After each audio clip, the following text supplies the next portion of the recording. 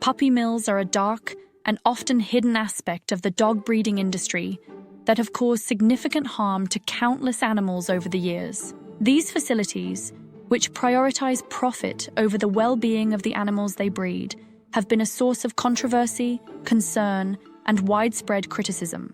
The history of puppy mills is deeply rooted in the commercialization of dog breeding and the demand for purebred dogs, particularly during times when the demand for pets outstripped ethical breeding practices. Puppy mills represent the worst aspects of the animal breeding industry, as they engage in irresponsible breeding practices that lead to poor living conditions, physical and emotional distress for the dogs involved, and the perpetuation of genetic issues. The emergence and growth of puppy mills, along with their continued existence today, shed light on the complex intersection of profit, consumer demand, and animal welfare. But first, a brief intermission to remind you to sign up today to become a premium member of the Top 5 channel for exclusive content and bonus perks. And now, back to our programming. The roots of puppy mills can be traced back to the mid-20th century, when the demand for purebred dogs began to rise. As the popularity of specific dog breeds surged, particularly after World War II, breeders began to take advantage of the increasing market for these animals. The commercialization of dog breeding, paired with the growing obsession with certain purebred breeds, led to the creation of mass breeding operations designed to churn out as many puppies as possible in order to meet the demand. These operations, often unregulated, focused on profits rather than the health or well-being of the animals involved. Puppy mills began to proliferate during this period, especially as more and more people began to view dogs as commodities or status symbols rather than living beings with specific needs. At the core of puppy mills is the idea of mass production, with the goal of breeding as many puppies as possible in the shortest amount of time. Puppy mills often operate with little regard for the long-term health and happiness of the animals, relying on overcrowded, unsanitary conditions to increase their output. In these facilities, dogs are kept in cramped cages, often with little room to move, and are subjected to unsanitary living conditions. Puppies are typically born in filthy environments, where they are exposed to disease, parasites, and unsanitary conditions from the moment they are born.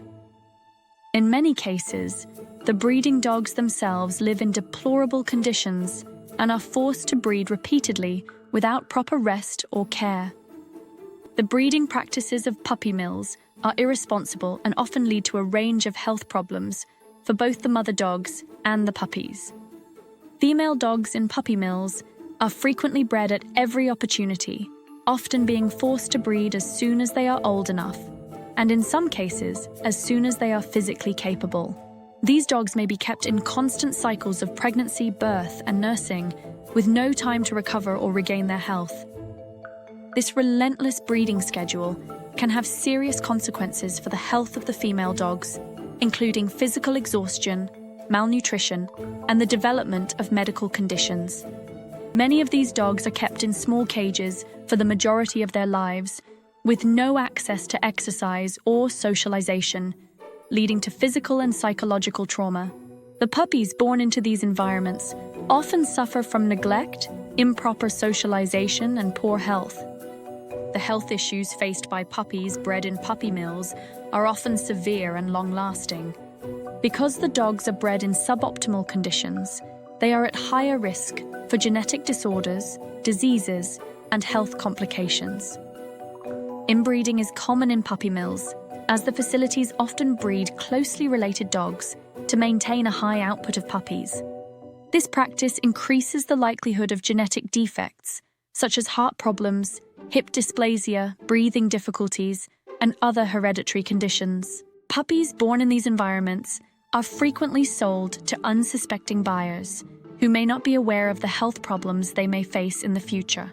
Many puppies from puppy mills develop chronic health issues that can lead to expensive veterinary bills and a reduced quality of life for the dog.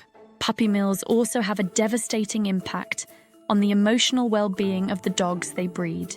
These dogs are often isolated from human interaction, socialization, and stimulation during critical developmental periods. Puppies born in puppy mills are frequently deprived of the proper care and attention they need to develop healthy emotional and behavioral traits. The lack of human interaction and positive experiences in their early months of life can lead to behavioral issues, including fear, aggression, anxiety, and difficulty forming bonds with their owners. Many puppies from puppy mills are poorly socialized, which can make them difficult to train and integrate into family life. The lack of appropriate care and attention in puppy mills contributes to a lifetime of emotional struggles for these dogs. Over the decades, efforts to address the issues surrounding puppy mills have been slow to take hold. The public's growing awareness of the inhumane conditions of puppy mills in the late 20th and early 21st centuries has led to some significant changes in public attitudes and legislative efforts. However, the demand for purebred puppies continues to fuel the industry. While the situation has improved in some areas, with more regulations in place and stricter laws regarding breeding practices, puppy mills continue to exist in many parts of the world, and the problems they cause are still widespread. Animal rights organizations and advocacy groups have played an essential role in raising awareness about puppy mills and their unethical practices. Groups such as the Humane Society of the United States and Best Friends Animal Society have been instrumental in shedding light on the conditions of puppy mills, calling for reform and advocating for better treatment of animals. Many of these organizations work to rescue dogs from puppy mills, provide veterinary care, and help rehabilitate and rehome the dogs. They also push for legislation aimed at curbing the practices of puppy mills, such as the Puppy Protection Act, which seeks to ensure that breeders provide adequate care for their animals and adhere to ethical standards. However, progress has been slow and puppy mills continue to operate under the radar, often hidden from public scrutiny. One of the challenges in addressing the issue of puppy mills is the lack of regulation in many areas. While there are federal and state laws designed to govern dog breeding, enforcement of these laws can be inconsistent, and many puppy mills continue to operate without oversight. Some states have passed more stringent laws, but there are still many regions where puppy mills remain unregulated, leading to ongoing abuse and exploitation of dogs. In some cases, breeders are able to evade enforcement by operating under the guise of backyard breeding, or by selling their puppies through online marketplaces where their operations are difficult to trace. In addition to legal and regulatory challenges, the issue of puppy mills is also tied to consumer demand. Many people who purchase puppies from pet stores or online breeders may be unaware of the conditions in which the dogs were bred. Puppy mills often sell their puppies through third-party pet stores or online platforms where they can avoid scrutiny and continue to profit from the sale of unhealthy dogs. The demand for specific breeds, particularly popular or trendy ones, drives the continued existence of puppy mills. And buyers who seek puppies from these sources may inadvertently contribute to the cycle of abuse, as the demand for purebred dogs continues to fuel the profit-driven practices of puppy mills.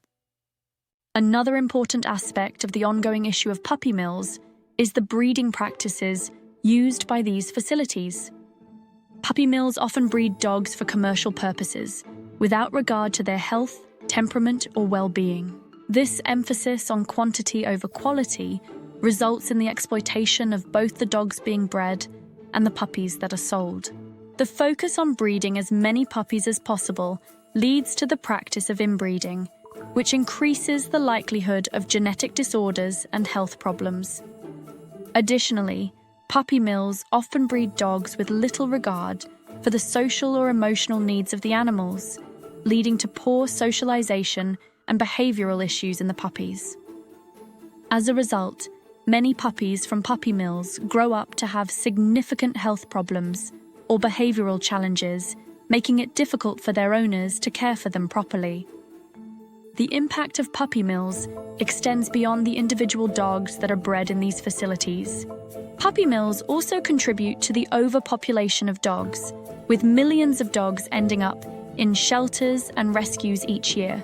The constant influx of puppies, bred in puppy mills, contributes to the already overcrowded conditions in many shelters, making it difficult for dogs in need of homes to find permanent families. Many animal welfare organizations urge prospective dog owners to adopt rather than purchase from breeders, particularly those who are unaware of the conditions in puppy mills. Adoption helps reduce the demand for puppies from mills and provides homes for dogs that are already in need. In conclusion, the history of puppy mills is a tragic and ongoing tale of animal exploitation and suffering. From their origins in the mass production of purebred puppies to their continued existence today, puppy mills have caused immeasurable harm to dogs, both physically and emotionally. The irresponsible breeding practices, poor living conditions, and lack of care in these facilities have left countless dogs with lifelong health problems, behavioral issues, and emotional trauma. Despite efforts by animal rights groups, legislation, and public awareness campaigns, puppy mills continue to operate and profit from the sale of puppies, perpetuating the cycle of abuse. Addressing the issue of puppy mills requires a combination of stronger regulations, better enforcement, and a shift in consumer behavior, with a focus on adopting dogs from shelters and rescues rather than purchasing them from breeders who prioritize profit over the well-being of animals. Only by tackling the root causes of puppy mills and changing public attitudes can we hope to put an end to this cruel and inhumane practice.